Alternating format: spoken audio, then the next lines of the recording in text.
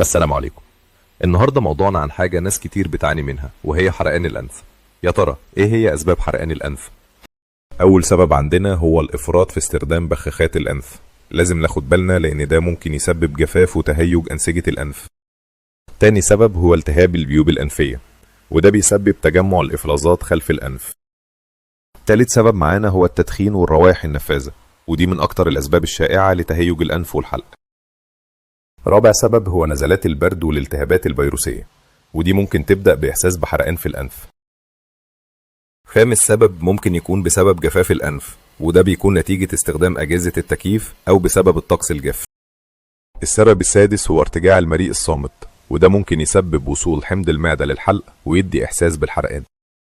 آخر سبب معانا هو حساسية الأنف، لأن ده بيسبب تهيج الأغشية المخاطية. بعد ما عرفنا الأسباب ناخد بالنا إن لو حصل الحرقان بعد الأكل أو أثناء النوم فغالبا بيكون السبب هو ارتجاع المريء الصامت، وده بيستدعي زيارة الطبيب للفحص ووصف العلاج اللازم. طيب نيجي للسؤال المهم، إمتى لازم نروح لدكتور؟ لازم نروح للدكتور في الحالات دي. أولا إذا استمر الحرقان أكتر من أسبوعين. ثانيا إذا كان مصحوب بصعوبة في البلع أو صعوبة في التنفس. ثالثا إذا كان مصحوب بنزيف من الأنف. رابعا إذا تكرر بصورة مستمرة دون سبب واضح. بعد ما خلصنا موضوعنا يا ريت ما تبخلوش علينا بلايك وشير والاشتراك في القناة، وتابعونا دايما.